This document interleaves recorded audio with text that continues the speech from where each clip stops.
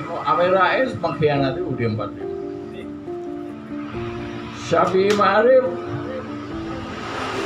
banyaklah ngomong-ngomong yang nggak benar yang akhirnya berhenti setelah jadi Bandimpres. Anda tahu sendiri bagaimana 56 Bung Hatta mundur, 57 Bung Karno dibom di beberapa tempat, 58-59 pecah PRRI Permesta, lalu 59 Bung Karno kembali ke UUD 45. Hizbullah itu tentara Allah.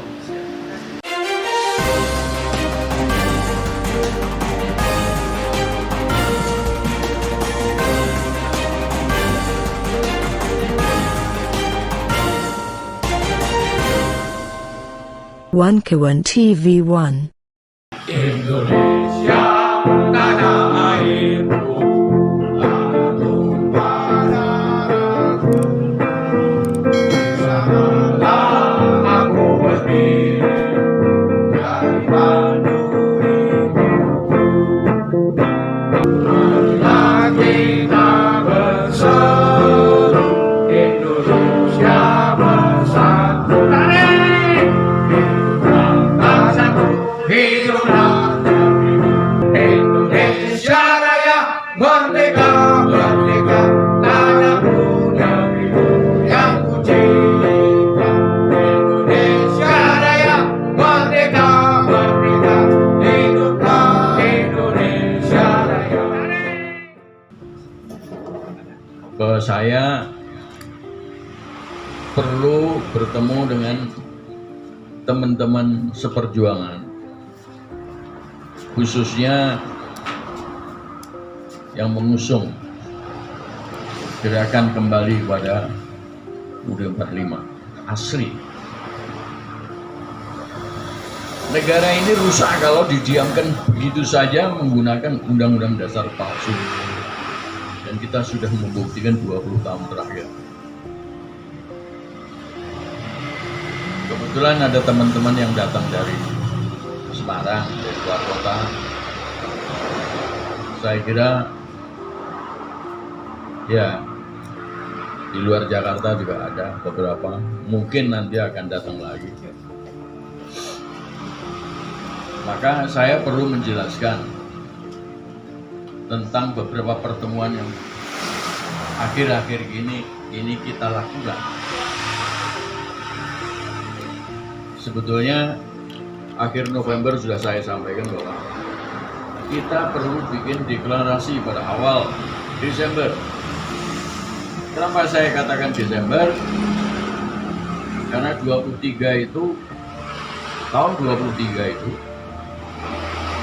sudah harus ada pergerakan yang masif sifatnya untuk menyelamatkan Republik ini. Jangan sampai kelewat 24, apalagi kelewat. Ini biasanya pakai makanan. Aktivis kita yang biasanya pakai makanan.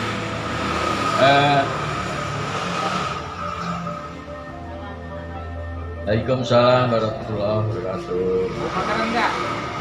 Untuk apa tuh? Kiki Florence.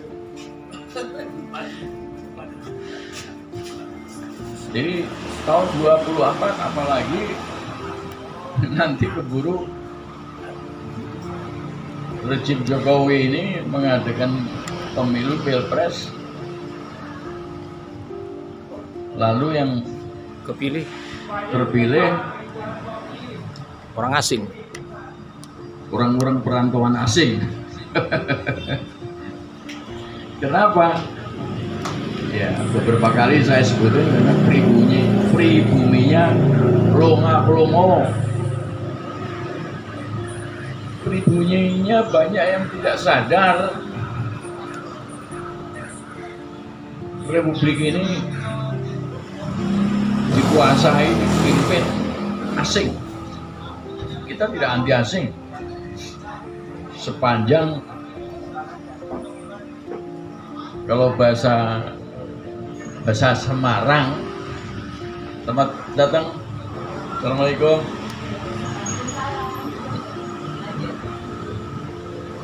Bahasa Semarang itu namanya neranyak. Bahasa Solo juga begitu, Jogja juga begitu, neranyak. Kalau di bahasa Indonesia kan itu nginjek kepala.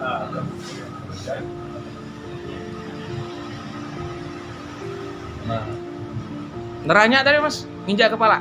iya, neranyak itu tidak tahu diri. Iya. Bahwa mereka sudah dikasih kehidupan enak. Tidak ada negeri semakmur Indonesia. Amin. Tidak ada negeri sehebat Indonesia. Amin. Kayu aja ditanam jadi singkong. Iya. Minggu lalu saya katakan kenikir itu ditanam, kangkung ditanam, dipeceren, diramban bisa jadi pecel. Ini luar biasa. Republik kita luar biasa. Belum lagi sumber daya alam. Oleh karena itu diminati oleh orang asing. Belanda, Eropa, Amerika pengen, mau. Nah sekarang ini disuruh Cina maju dulu. Setelah nanti Indonesia kelimpungan, baru mereka ikut grogoti Indonesia. Inilah yang bakal terjadi. Oleh karena itu kita juga tahu ada perang di Eropa dan itu membuat Eropa, ini bahasa Semarang lagi nih, karena ada tamu dari Semarang, khusus jam 6 pagi datang, berangkat dari sana. Dan saya kira juga dari luar kota lain. Kalau bahasa Semarang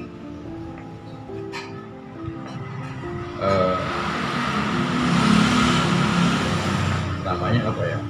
Neranyak lagi mas. Bukan. Oh bukan lagi. Yang barusan saya omongin apa ya?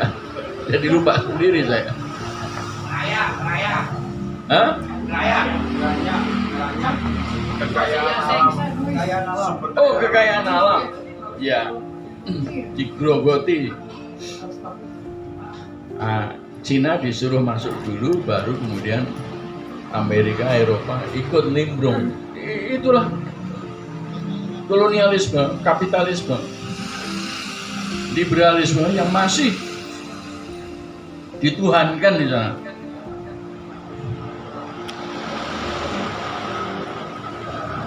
Nah inilah yang bakal terjadi nanti. Oleh karena itu saya sampaikan bahwa tahun 23 ini, tadi krisis energi di Eropa akibat dari perang Rusia Ukraina. Kalau bahasa Semarang namanya oglangan. Oglangan itu kalau bahasa Solo biarpet. Jadi listrik itu nggak menyala kalau malam hari. Digilir, sebagian harus mati, sebagian bisa hidup. Nah, 60% dari Ukraina itu sekarang pet. Masuk Terima TV. kasih. Bener kan? Pasti bawa makanan. Jadi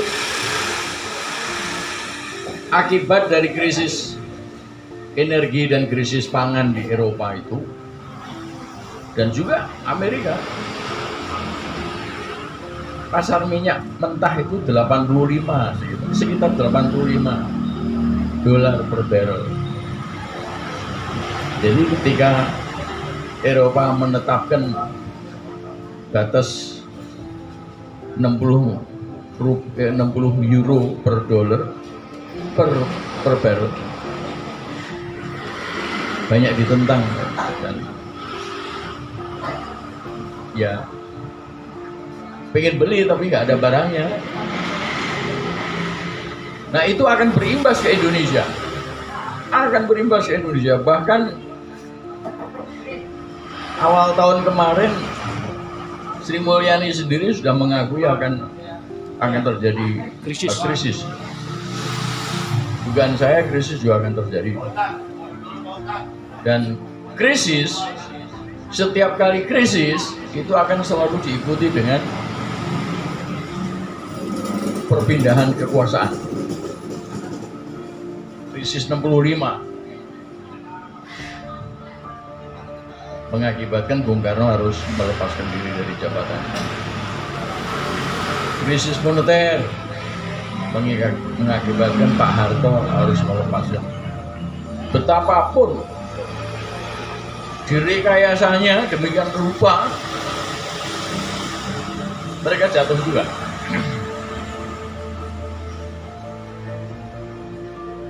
Bung Karno mengharapkan sumur hidup, tapi saya kira itu isu itu masih harus Buktikan.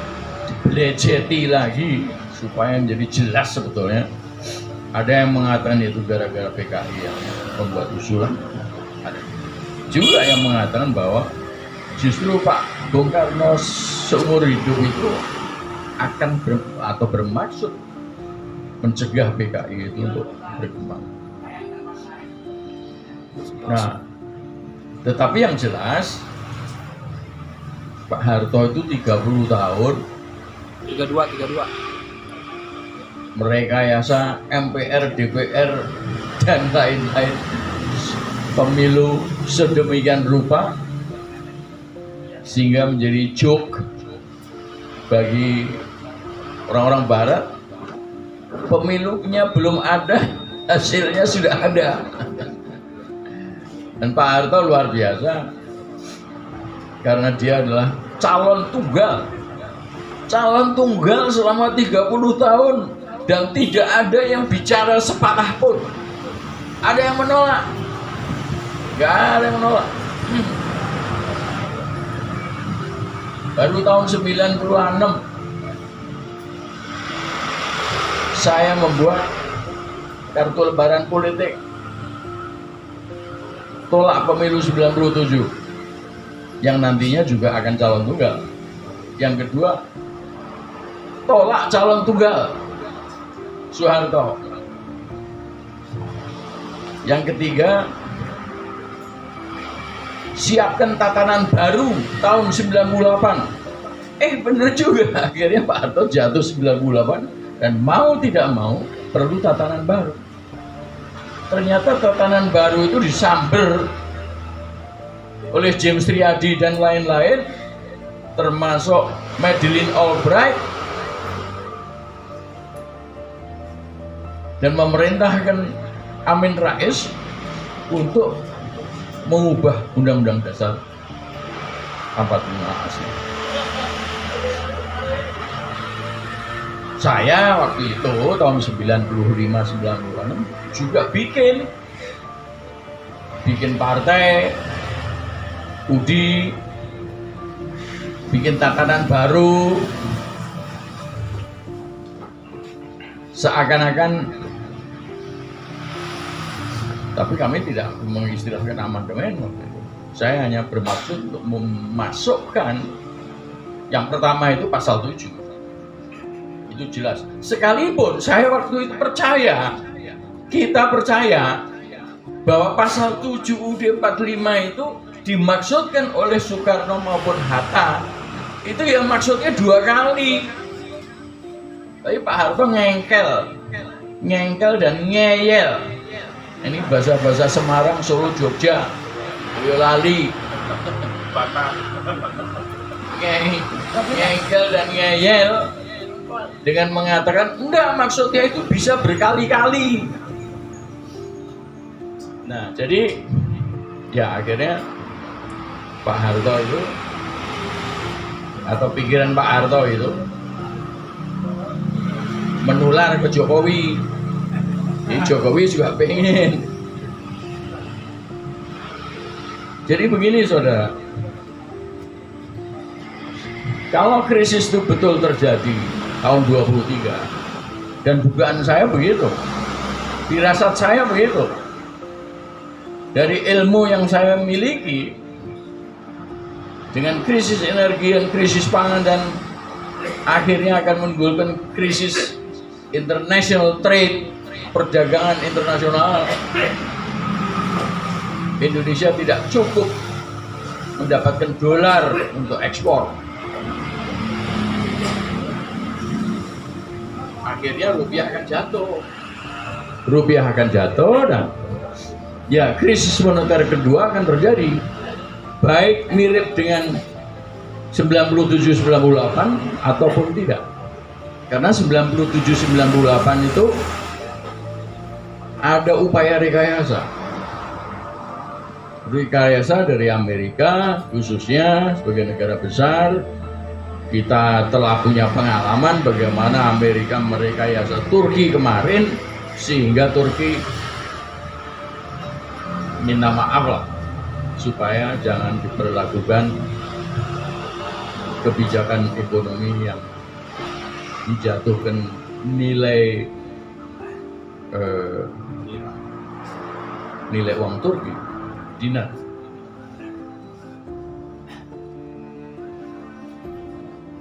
Nah, 97-98 itu memang sengaja dibikin untuk menjatuhkan Soeharto. Karena Soeharto mulai otoriter dan yang terpenting kebijakannya di Timur Timur kalah setelah diberi waktu 23 tahun oleh Amerika. Saya katakan diberi waktu 23 tahun itu karena yang menyerbu Timur Timur itu Amerika sendiri.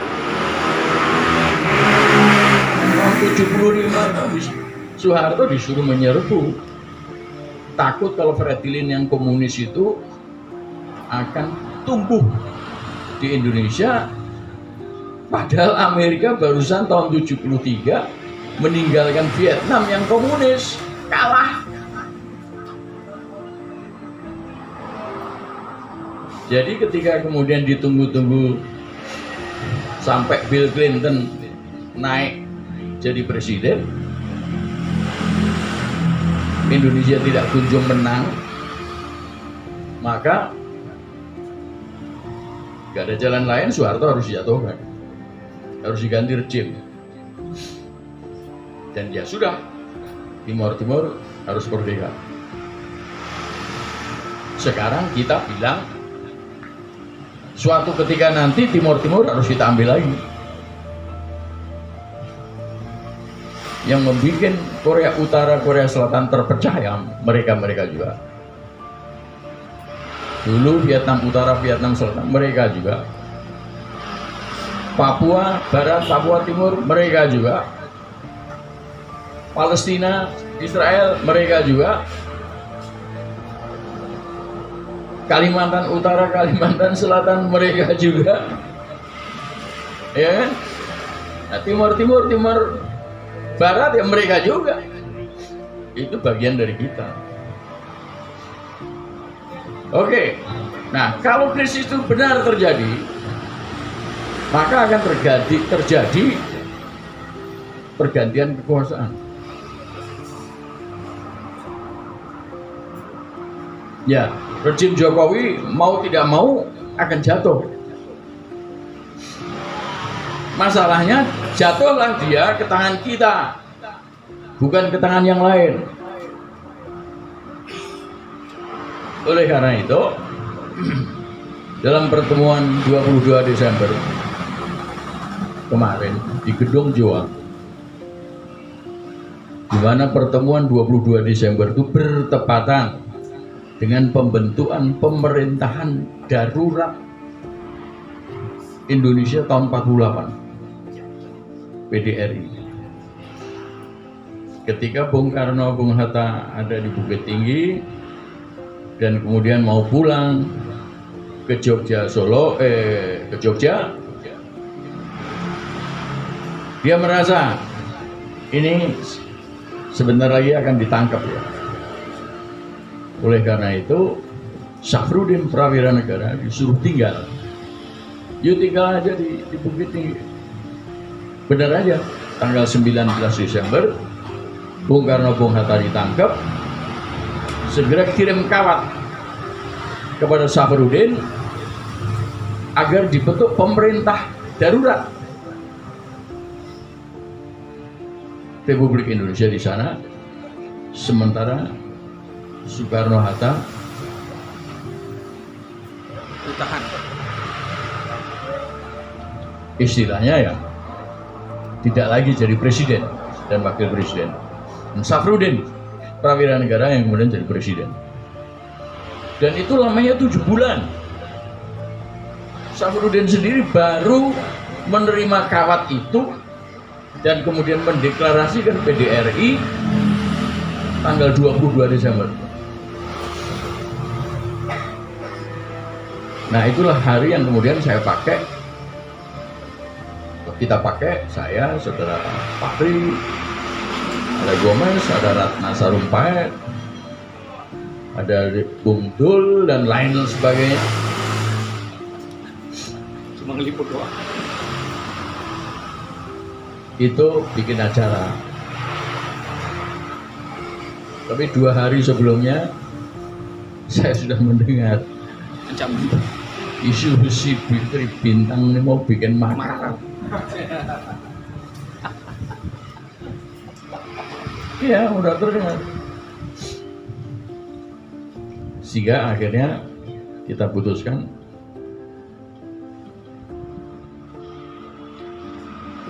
itu acara dilaksanakan di pelataran aja. Kalau memang nanti kita diserbu gitu, itu ada yang kemudian masih bisa lari meskipun larinya tunggang langgang. Artinya tidak di gedung. Dan ternyata nggak ada apa-apa, nggak ada apa-apa. Nah, di situ saya sampaikan, kita sampaikan, kami sampaikan, selain memperingati Darurat. dibentuknya pemerintahan sementara, pemerintahan darurat sebagai akibat menghindari adanya kekosongan kekuasaan,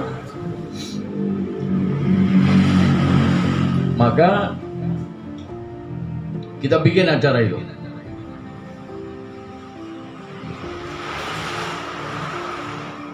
Sambil memperingati Hari Ibu, tapi ibunya ibu Pertiwi yang lagi menangis karena republiknya terkoyak-koyak,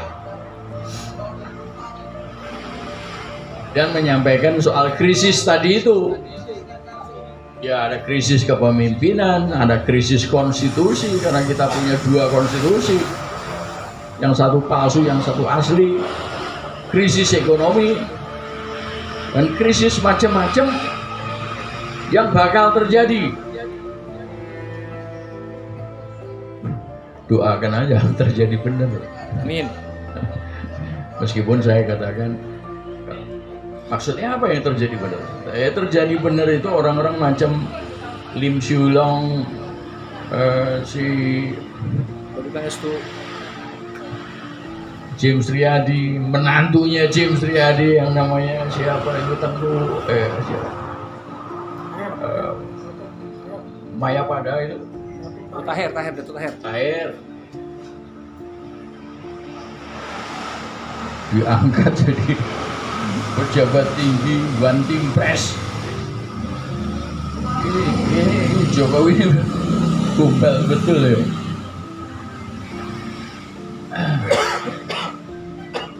Ya mestinya lebih dari gombal. Saya itu sebagai orang Solo suka maki-maki saya. Bako,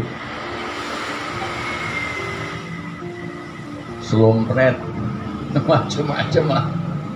Nah, ini semuanya udah terlempar keluar. Nah, jadi kita menyiapkan diri tentang kemungkinan yang sudah diprediksi lah, bukan lagi kemungkinan, udah prediksinya begitu. Prediksinya Jokowi jatuh. Amin. Diganti pemerintah sementara. Tapi sebelum itu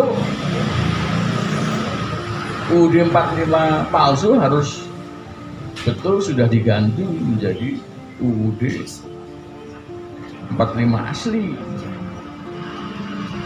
Baik secara konstitusional di MPR atau di luar MPR,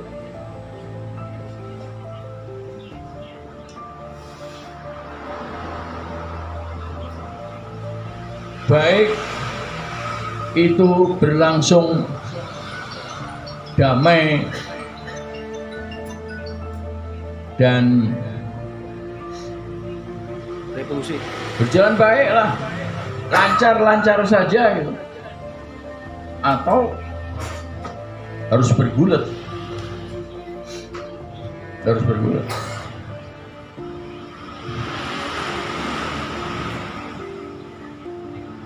Nah ini yang saya sebut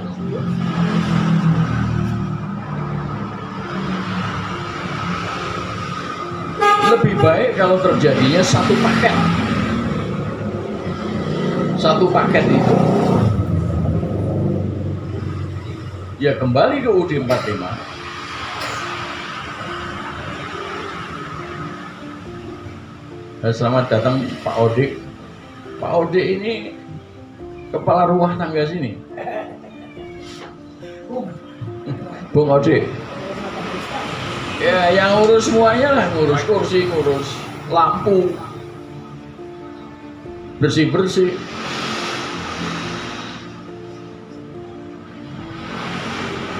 Nah satu paket itu ya kembali ke UUD 45.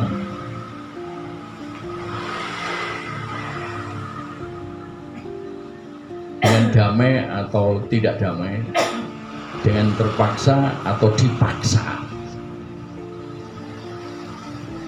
atau terbuka jalannya sendiri, karena Allah meridhoi cita-cita mulia kembali merebut Republik Proklamasi 45. Jadi diberi jalannya dengan baik dan mudah dan lancar. Lalu dengan UUD 45 asli itu dengan mudahnya Jokowi harus mundur.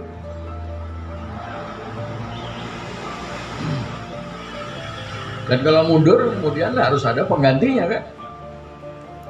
Nah itulah makna daripada PDRI.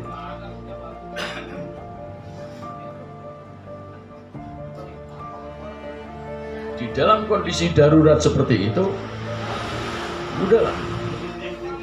Siapa aja, tentu saja siapa saja yang baik-baik itu bisa menggantikan. Ojo rebutan, jangan berebut. Kalau berebut, ya nanti masuklah itu pengkhianat dan begajul oligarki, konglomerat, punya duit.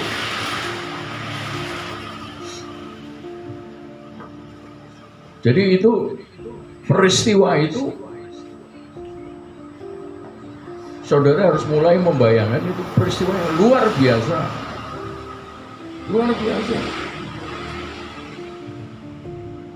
Baik luar biasa di dalam artian pergulatannya atau damainya, juga luar biasa di dalam artian kita mulai menatap masa depan yang lebih baik bagi anak cucu kita. Saya sih 3, 4, 5 tahun ke depan mungkin sudah tidak berkunjung lagi. Guntur 49. Siapa tahu? Kematian adalah sesuatu yang goib. Mungkin saja.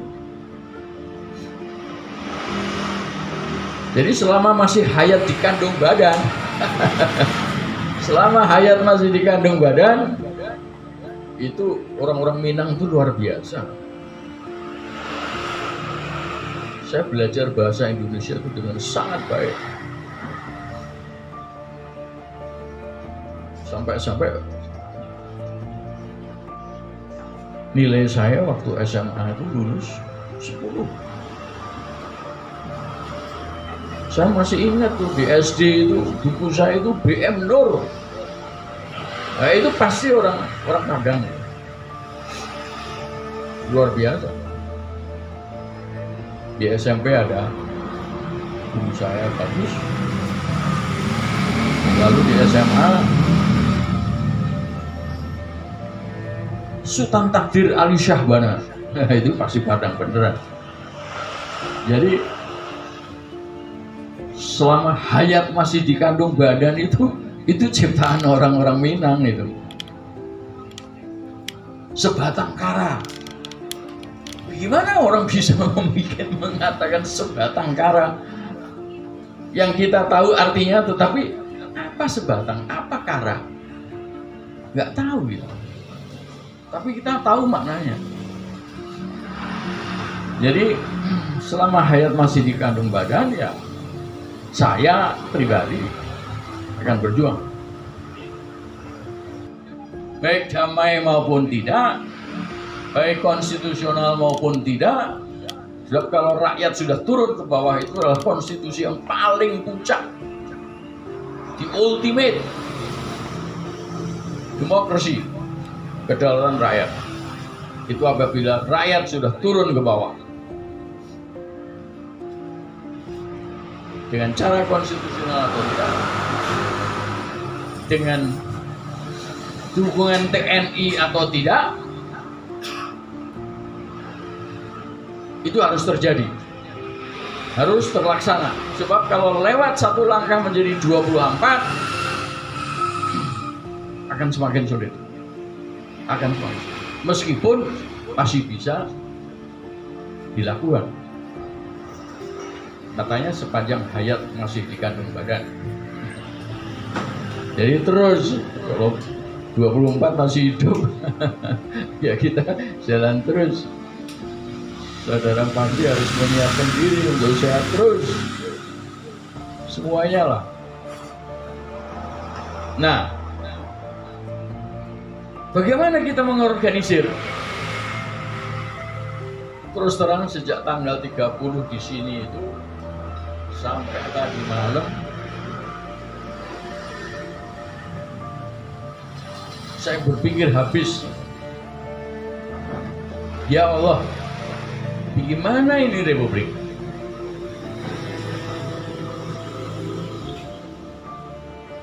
Lalu saya teringat pernyataannya Ketua Umum Muhammadiyah, Profesor Haidar Nasir. Namanya hebat ya, Haidar Nasir, Profesor. Doktornya ilmu apa ya? Dugaan-dugaan saja. Agama Islam. Dugaan saya. Ketua Umum Muhammadiyah. Luar biasa. Tapi Ketua Umum Muhammadiyah sebelumnya siapa? Hah? Bukannya Den Samsudin? Ya, kira-kira ya. Sebelum itu, hah? Oh, kan? Amin Rais. Oh, Safi Ma'arif dulu. Lalu Amin Rais. Amin Rais mengkhianati UUD 45. Safi Ma'arif banyaklah ngomong-ngomong yang nggak benar, yang akhirnya berhenti setelah jadi Bandimpres.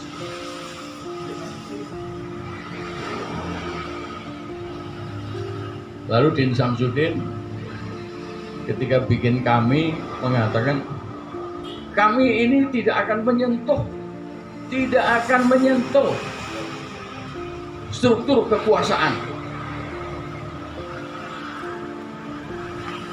Loh, lalu untuk apa? Orang Jokowi itu sudah layak untuk dijatuhkan, kalau tidak disentuh, ini gimana? Lalu Anda ingat ya, ingat mengenai 7 kata dengan kewajiban melaksanakan syariat Islam bagi para pemeluknya. Itu memang ada kejadian luar biasa yang perlu diselidiki, artinya belum terbuka tentang peristiwa itu. Katanya ada ancaman dari Indonesia Timur untuk tidak mau bergabung merdeka bersama Indonesia kalau masih ada 7 kata itu. Nah, itu tentu saat-saat kritis yang harus diselesaikan dalam dunia politik tinggi. Lalu Bung Hatta, Bung Karno bingung juga dapat ancaman itu, minta tolong kepada Gubernur Sumatera Muhammad Hasan, orang Aceh, diplomat ulung. Lalu Muhammad Hasan tinggal gampang aja, loh di Indonesia ini kan yang terbesar NU sama Muhammadiyah, datengin aja ketua NU. Ternyata ketua NU, ketua umum NU sudah balik ke Jombang, Kiai Hasyim Asy'ari. Yang ada adalah Ki Hadikusumo, ketua umum Muhammadiyah. Setelah bicara, setuju dihapuskan 7 kata itu. Sampaikan kepada Bung setuju. Terjadilah tanggal 18 Agustus 7 kata itu dihapuskan.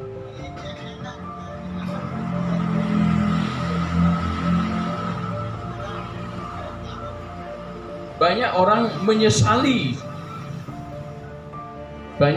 menyesali kejadian itu. Tapi ya, itu sudah terjadi. Pada waktu tanggal 18 Agustus Undang-Undang Dasar 45 itu disahkan, dan kemudian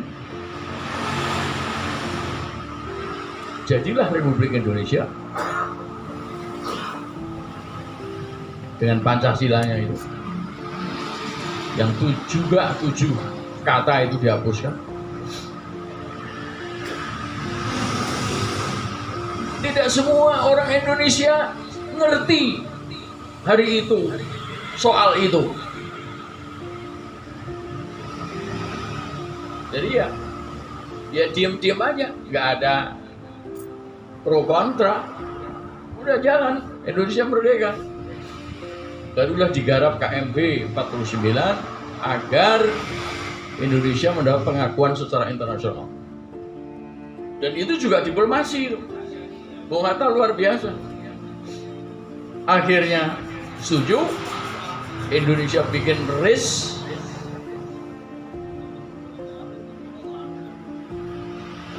lalu utangnya dihapuskan, utang Indonesia kepada Belanda, entah sejarahnya bagaimana itu dihapuskan. Indonesia diakui secara internasional. Pulang ke Indonesia, Bung Hatta bilang, kita batalkan RIS, kita batalkan itu perjanjian KMB tentang utang dan lain-lain. Toh kita sudah diakui secara internasional. Nggak sampai 1 tahun kita membuat undang-undang dasar 50. Lalu selanjutnya Anda tahu sendiri bagaimana 56 Bung Hatta mundur, 57 Bung Karno dibom di beberapa tempat, 58-59 pecah PRRI Permesta, lalu 59 Bung Karno kembali ke UUD 45. Itu peristiwa yang harusnya hafal di luar kepala oleh semua orang sampai 59 itu. Tetapi kemarin 65 ada anak sekolah SMP mungkin ya ditanya, Anda kenal DN Aidit? Enggak kenal. Padahal itu baru 65 atau ya 48 namanya sudah ada. Oke. Jadi kita harus mengorganisir diri. Saya terhenyak dan gak habis pikir Profesor Haidar Nasir bisa bilang begitu. Itu orang yang nggak tahu politik. Kalau bukan Haidar Nasir, saya tegas-tegas mengatakan ini buta politik.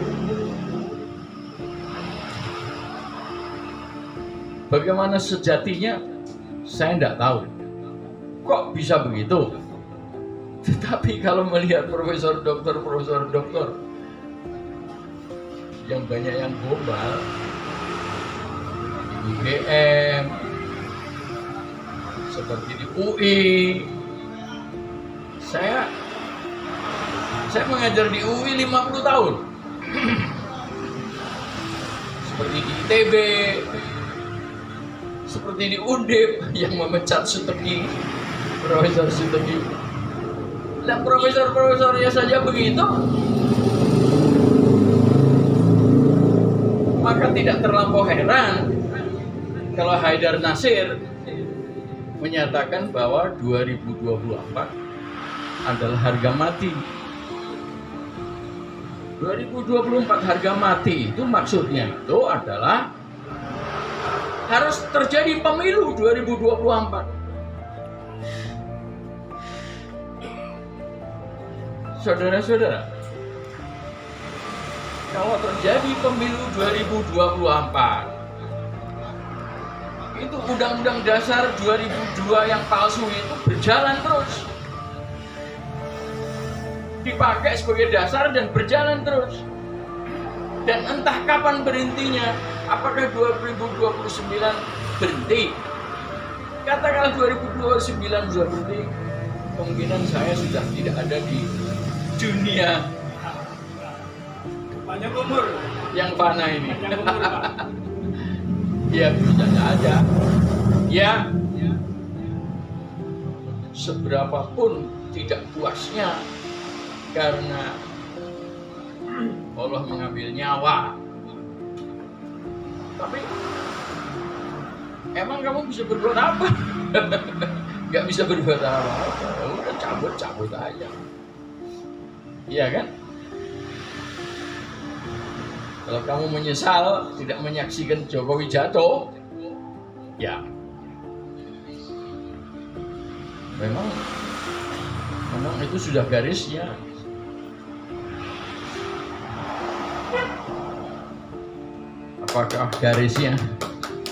Apakah garisnya itu mati di tahanan atau ketabrak mobil atau apa, itu soal lain. Oke, kita nggak perlu bicara mengenai kemungkinan. Kita bicara yang real saja. 2023 mau apa untuk mencapai satu paket harapan bangsa, rakyat dan negara, mencapai proklamasi kemerdekaan, cita-cita proklamasi kemerdekaan. Beberapa hari, beberapa jam berpikir, Lalu mendadak sontak saya kaget. Loh, tadi udah disebut ya Muhammadiyah ya, NU-nya ya NU-nya begitu, ada lurus ada bengkok, iya kan? Yang mengatakan jalan lurus kan mereka sendiri, berarti ada jalan bengkok, ada NU Nusantara, ya. Kemudian ada Menteri Agama yang mau kerjasama sama Israel, iya kan? Maroko aja meskipun nggak menang World Cup, lagunya menyanyikan kemerdekaan Palestina, luar biasa, iya kan? Mikir Palestina, mikir mengenai begitu banyak. Waktu tahun 48 itu, di mana 14 Mei 48 Israel berdiri, itu 600.000 orang Palestina diusir dari tanahnya. Mereka lari mengungsi ke banyak negara, Syria, Yordan, Libanon. Nah, di Libanon saya tiap hari mendengar melihat ada yang kelompok Hizbullah. Saya pikir loh, NU-nya begitu, Muhammadiyahnya begitu. Oh, ada Pak Ahmad Wijaya. Ini beliau ini ahli agama juga. Ya, ada NU, ada Muhammadiyah. Saya bukan NU, bukan Muhammadiyah. Lalu saya Islam apa? Ya, saya nggak pernah ke pesantren. Saya nggak pernah menjadi anggota Muhammadiyah. Istri saya sekolah di Fakultas Hukum Muhammadiyah, ya, dia jadi Muhammadiyah. Jadi ada Islam yang tidak ke sana, tidak kemari gitu. Ada Islam yang tidak ke sana dan tidak ke sana. Dan saya mengakui saya bukan ahli agama. Saya nggak ngerti saya. Saya berusaha untuk jadi Islam kafah. Sekalipun ketika lutut saya tidak bisa tegak, ya saya terpaksa sholat Jumat pakai kursi. Di rumah pun begitu.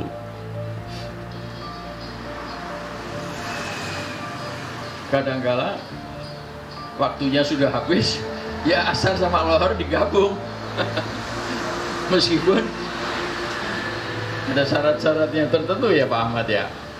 Ya kan? Kalau pergi keluar kira-kira 150 km lah baru bisa digabung. Ini konon yang saya dengar dari antara lain dari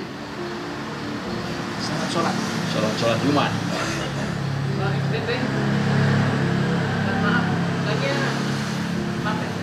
bicaranya mana arahnya gitu Pak? Banyak yang Makanya jangan dipotong dulu. Jangan dipotong dulu. Islam Anda Islam apa? Islam independen. Ah, independen. Ya kira-kira mirip lah. Jadi mendadak sontak saya terbangun. Ini gerakan kita itu kan harus diorganisir. Kalau nggak diorganisir kan nggak ada yang tahu. Nggak ada yang tahu kalau ada 22 Desember. Nggak ada yang tahu kalau ada penjelasan mengenai hal itu tanggal 30 Desember. Lalu terpaksa saya harus jelaskan lagi dan sekaligus menjawab pertanyaan, kita ini kok sepertinya seperti yang tadi dikatakan, kok nggak punya arah. Lalu bagaimana cara menjatuhkan Jokowi? Bagaimana caranya kembali ke UUD 45? Iya kan? Kita harus mengorganisir diri. Kita harus membentuk suatu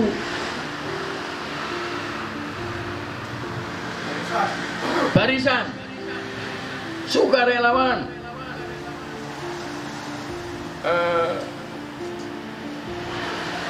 Gerakan-gerakan. kelompok, nanti saya bacakan, ada itu yang terlintas dalam pikiran saya, dan ini usul saya kepada saudara-saudara baik yang ada maupun yang tidak ada, termasuk harapan saya agar saudara setuju aja. Sebab kalau Anda nggak setuju dan timbul nanti macam-macam, ini 23 ini akan terlepas begitu aja.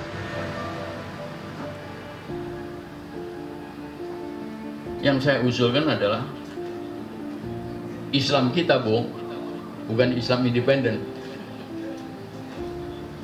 Islam Hizbullah. Kelompok kita adalah kelompok Hizbullah. Hizbullah ini ialah yang akan merealisir, melaksanakan satu paket itu.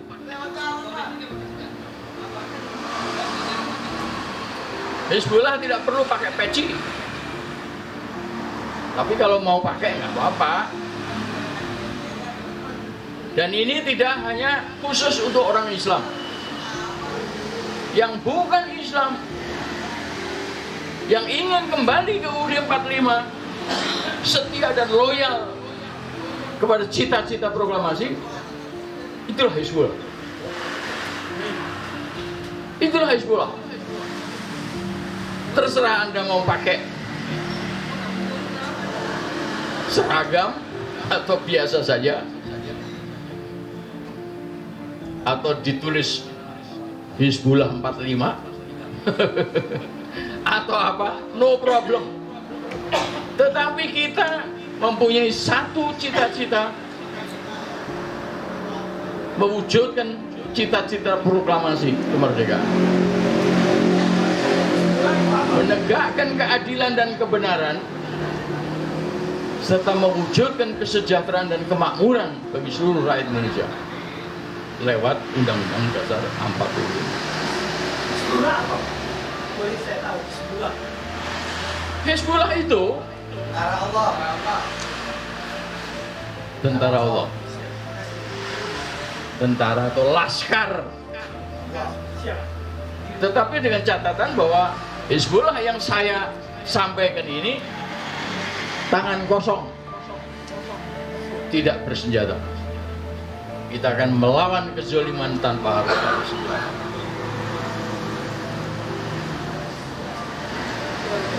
Sementara kalau memang tidak diperlukan. Kalau diperlukan, kita nggak tahu apa yang terjadi besok, juga nggak tahu kok. Bagaimana perjalanan hidup 1 tahun 23 ini atau selanjutnya, kita nggak tahu. Sekarang pun sebetulnya Republik ini lebih banyak miliknya anak-anak muda, anak-anak saya, cucu-cucu saya, yang akan hidup dan menikmati di Republik ini sepanjang Republik ini masih ada. Sedang saya ya paling kasih pikiran-pikiran tadi itu.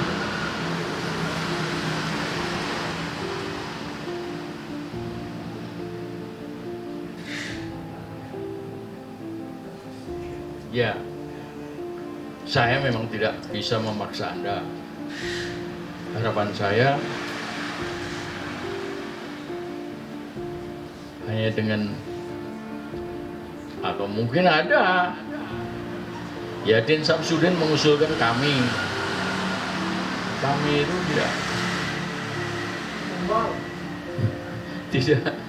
tidak punya makna.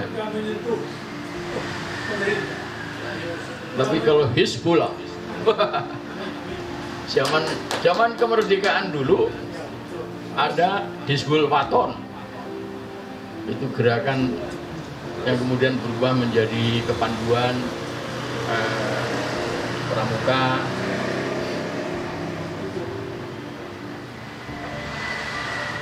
Kalau Anda mau tahu lebih banyak tentang Hizbullah, baca saja di Google. Baca di Google.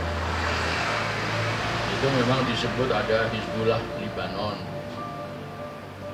Seperti tadi saya sampaikan, yang tujuannya, targetnya adalah Palestina merdeka.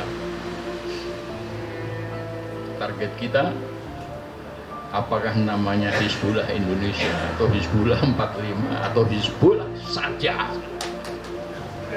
targetnya adalah kembali UUD 45, jatuhkan Jokowi, dan bentuk pemerintahan transisi atau pemerintahan darurat agar tidak terjadi kekosongan. Nah, Anda juga perlu ingat apa yang disampaikan Jimli Asidiki baru-baru ini.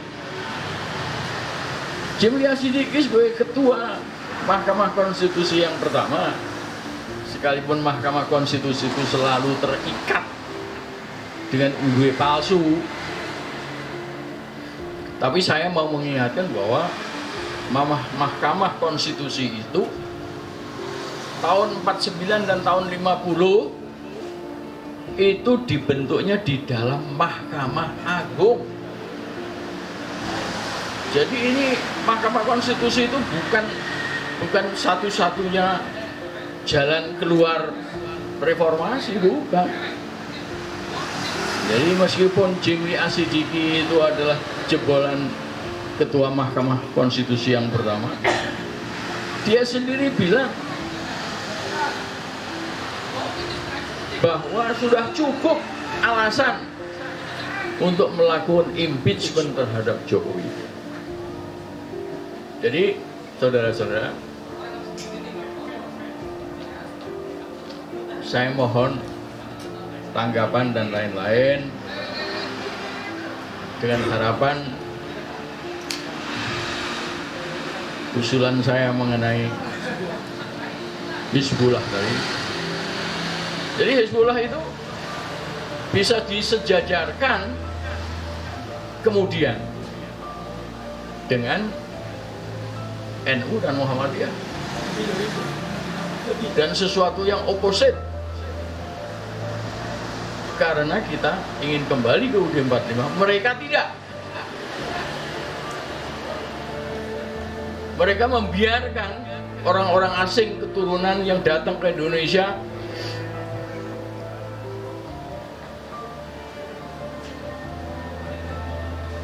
minta-minta kehidupan dan dikasih kehidupan, makan minum secukupnya, kaya secukupnya, dikasih jabatan menteri, dikasih jabatan gubernur, tetapi neranyak tadi itu injak kepala, tak tahu diri, pengen menjadi presiden pada saat Indonesia aslinya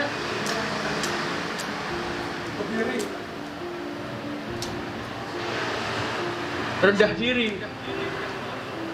diri, ya pengen menonjol, udahlah biarlah kita dipimpin sama orang asing aja, menyerah, pasrah.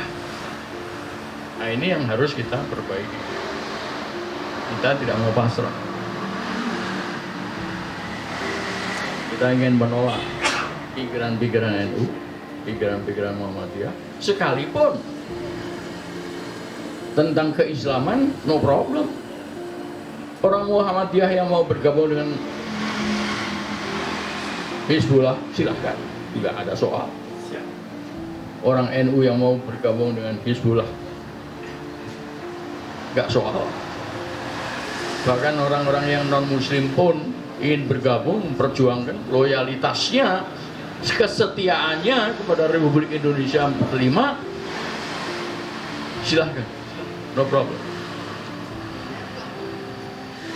Kalau nanti masih ada waktu, saya akan melanjutkan dengan apa yang saya baca tentang Hizbullah dari Google.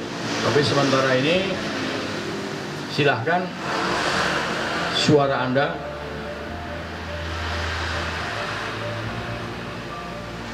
perdengarkan. Hari lahir Hizbullah hari ini. Tetapi organisasinya akan disusun kemudian, karena seperti tadi saya katakan, saya bukan ulama, saya bukan ahli agama, ya. Saya hanya mendorong secara politik. Itu nanti akan dibentuk entah kapan, ya, ketika waktunya baik.